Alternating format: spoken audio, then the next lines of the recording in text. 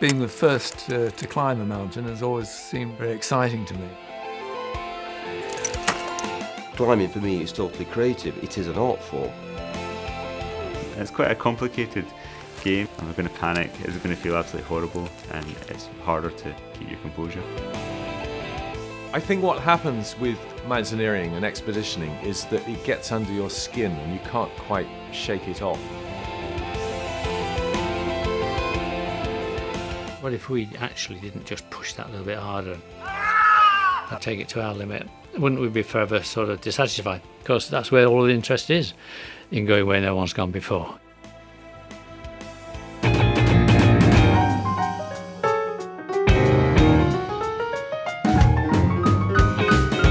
I feel lucky to have been sort of climbing as long as I have done and been through the 60s. Why do you bother climbing? Why do you climb? All I could think of saying was, well, I get grumpy when I don't.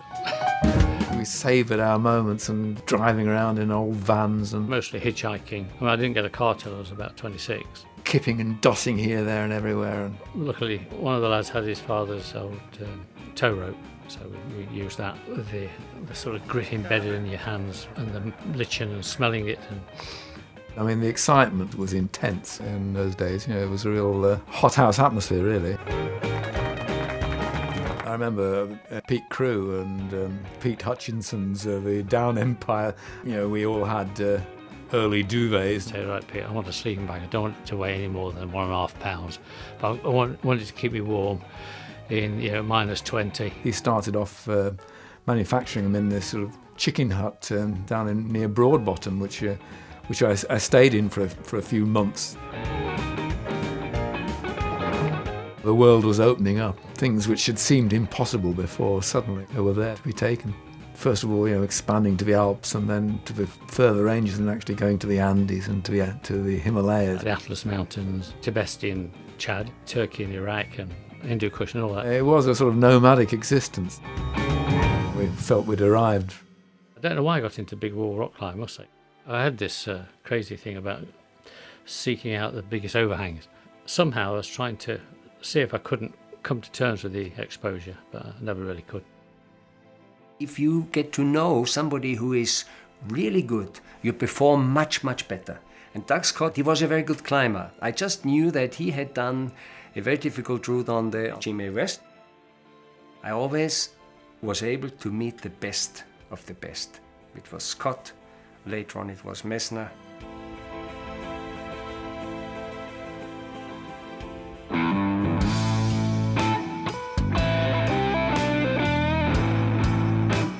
I was stunned by the Yosemite, especially, this El Capitan and Half Dome and the Leaning Tower. A lot of it is still that same old natural curiosity, just to see how it is up there. And with Doug, I had the possibility to climb the Salate route. 38 pictures of the finest rock climbs in the world. I believe there were only 4 pitons on these 900 meters. We were both intimidated, but by taking it one day at a time, we eventually sort of nibbled away at it. You could, if you train hard and if you have good companions and good friends, you go anywhere in the world, On pushing your own personal limits, what's always fascinated a man most is the unknown. I've always been inspired by challenging looking peaks. Cerro Torre, Changabang, Trango Tower, things which are going to provide difficulty and a technical challenge. Annapurna was my first Himalayan expedition. In those days, there was absolutely nothing. I mean, you could cycle around Kathmandu and hardly see a car. It was just amazing. Chris Bonington, he managed to get a picture of the south face of Annapurna. It seemed like a magnificent objective to have a go at. Yeah, it was a big deal at the time. I mean, it was one of the very first 8,000-metre peaks which had been climbed by a hard route. It's just that you were climbing in surroundings which were far more intimidating, just the sheer size of it and the altitude as well. It was sort of a breakthrough, really. It did seem that was the start of a new era of Himalayan climbing. Everest 75, the southwest face, you just felt you were part of something much bigger than yourself, and it was just amazing. You're out there on a limb going for it beyond the end of the fixed ropes, and being there with Dougal, who was at the top of the game just during your partner swinging leads. And when all the clouds were forming and billowing out, I only went down 100 metres vertically from the summit and had to bivouac. It was a big step into the unknown, no oxygen left. So we dug a snow cave and spent the night in that and survived it. Well, that really did widen the range of what and how I might climb in the future. You only tend to talk about your successes. 4 goes at K2, 4 goes at Nanga Parbat, 4 goes at Makalu. Never got up. On a failure, more interesting things happen. You've quite often gone to your limit and learnt more about yourself. The human experiences you make on your limit, and each of us has a different limit. Doug Scott and Dougal Heston, they needed Mount Everest because they were the strongest climbers then on Earth. So they had to go high. We had a certain evolution in mountaineering. We were trying only to climb Everest without oxygen to have later on a chance, a possibility to do the next step in the Himalayas. Lightness is one of the major things in alpinism. I was never anybody who wanted to have a lot of people on the expedition. I wanted to do it more elegant. I wanted not to use oxygen. But we were a little bit afraid about Hillary step. There were no fixed ropes, no footsteps, nothing. But I could see me climbing up, fighting. The summit was there. We could see it. We could see the tripod. And we knew we can do it, and we crawled up on knees and hands for the fact that the storm was so strong. Everything went to pieces because you're happy, you cry, you laugh, I remember him sort of shaking. If there is on one side death, on the other side life, the art of great alpinism is going exactly between it. Classical mountaineering would never be forgotten because this is giving us the possibility to understand how doubtful, how small, how crazy we human beings are.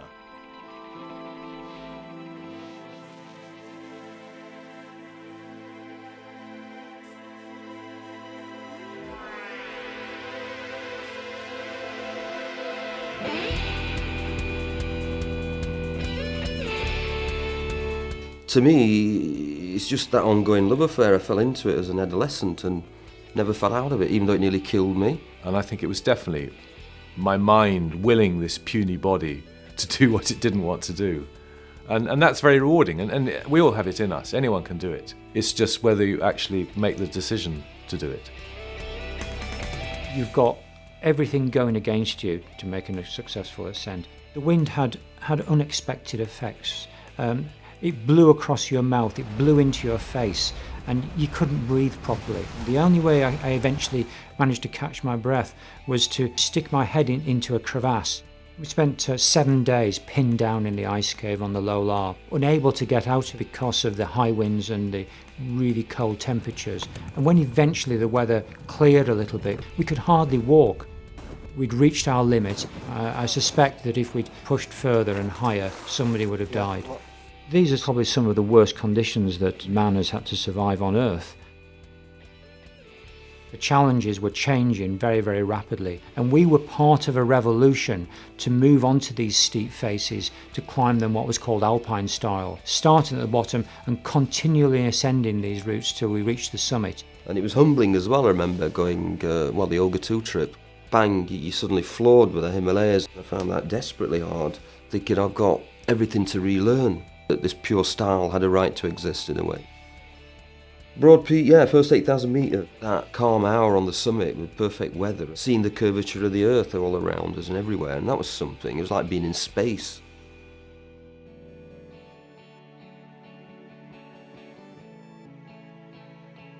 An officer grandeur has to walk a spur. If I could obviously solo it and on site, that's what it's all about. I just love that idea of like, dare to go and do that. I felt like I needed a big experience climbing such a route. That sensation of being so pleased with the way you've climbed that you know you've produced the best of yourself at that time. It's just pure selfishness, stylistic perfection. I love the glow you get from it afterwards. I love the intensity of the action, you know. Soloing's all that. No, it didn't feel lonely because you're carrying with you all your memories, all your thoughts of all your friends and family and all the people who've made this possible. All that day I was sort of crossing barriers. I was at my absolute physiological limit. It took me 16 hours to get to the summit. You're just there alone in this silent white space. When I was coming back from the summit, it was getting dark. This is crazy. I probably pushed myself harder than I ever had done before. At the back of my mind, I think I always thought I might end up having to spend the night out in the open. I made sure I could lie out full stretch, and it was grim. You're treading this dangerous edge. A sort of momentum takes over. So that's a great comfort and gives you great strength. I knew it is possible to survive.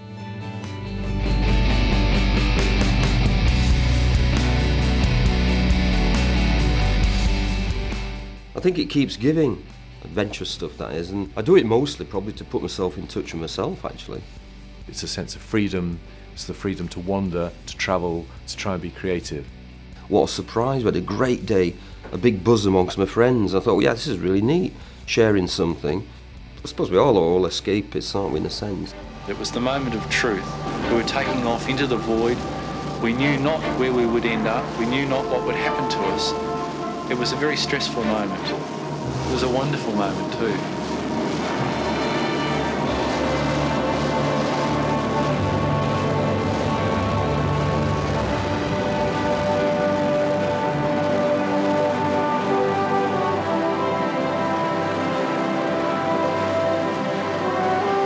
But that pyramid increased dramatically in size as we flew directly towards the summit. It enlarged and enlarged and enlarged. It was enormous. My instruments were saying that we were going to get up and over the summit of Everest, but my instincts were very doubtful about that. All stations, this is Starfire 1. We're just crossing Everest now. Does anyone copy? I feel that there are days, where I feel like, well, no, I don't want to leave this safe point now, but there are other days where I don't think so much about it. Although danger is there and I know I can do it, and then I just go for it. If I'm too intense on work, when there's deadlines, I can't just switch off and go solo in the mountain, that's too dangerous. I need to focus and be free in my mind to be able to do things like that, and that's why I like expeditions. There's no distractions. When you are pushing the limits of your endurance, it does concentrate your mind. All your life becomes so focused, and it does have the effect of calming that inner chatter. I've got 3 seconds to figure out which is the hold I'm going to jump for, and I'm going to take those 3 seconds, I'm going to make the right decision, and then it's going to be fine. You don't just need to have the mountaineering skills of being a climber, being able to handle yourself on crags and mountains and being really confident and having good composure in all those different situations, but you need to have a high level of fitness on top of that. That's the difference to the hard climbs today, is you can't really just turn up at the crag all the time and pull it off.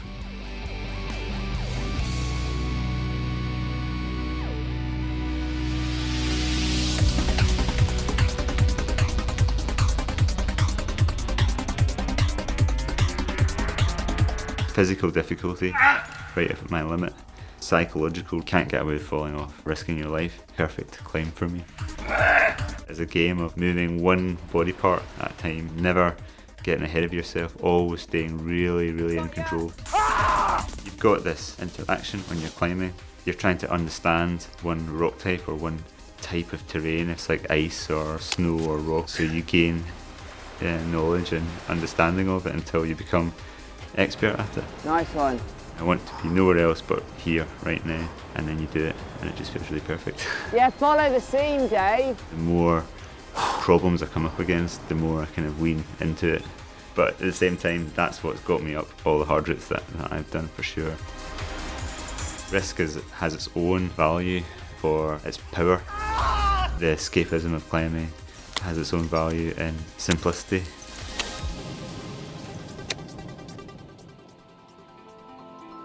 Parts of the world that are the most special and the most rewarding to see just happen to involve a bit of hardship and hard graft to get there. Look what I do, I eat lettuce and and do little exercise other than, a catwalk runway. I can't, hey, why don't we go and walk the Great Wall of China? It was pretty much an immediate end to the world of modelling. Just generally walked all day for 6 months. There were good days when we may do 40, 45k. There were days when we only covered 1. Actually lost an inch in height during my journey because of compression of the spine from my pack. Most of them had never ever seen a Westerner, let alone a 6 foot blonde coming at them in a pink suit. It was quite a shock, it really was an alien landing. As much as you feel elation that it's finished, you can still vividly remember the pain you've gone through. But the speed in which that pain disappears from your mind is amazing. Within a week, I would start all over again. It was the best thing I ever did. At one point I realized, well, I think I can do it. I knew I had the power to climb it. Why don't you climb it? And I thought, no, Heinz, you don't need this much fear. I don't feel like free soloing this route now. I felt myself kind of going into this route in my mind already. It was strange because the fear, which always was there, it completely disappeared. And next was a strong feeling of calmness inside me. And then a very strange feeling of joy rose inside me. Then I kind of woke up and thought, it's crazy, you did not climb it. I was still sitting in front of the route. And then I climbed it without any strong feelings. I felt almost nothing. I felt no gravity. There were no thoughts of fear or danger but I was there, looked out and thought, yeah.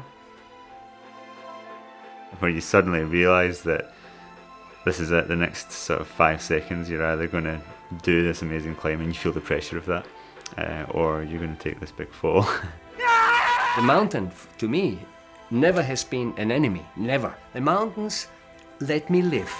If you're expert at climbing in one place, it gives you that great feeling of a connection to it and confidence in it, so you feel really at home and feel like you can do something really good, and I just love that feeling.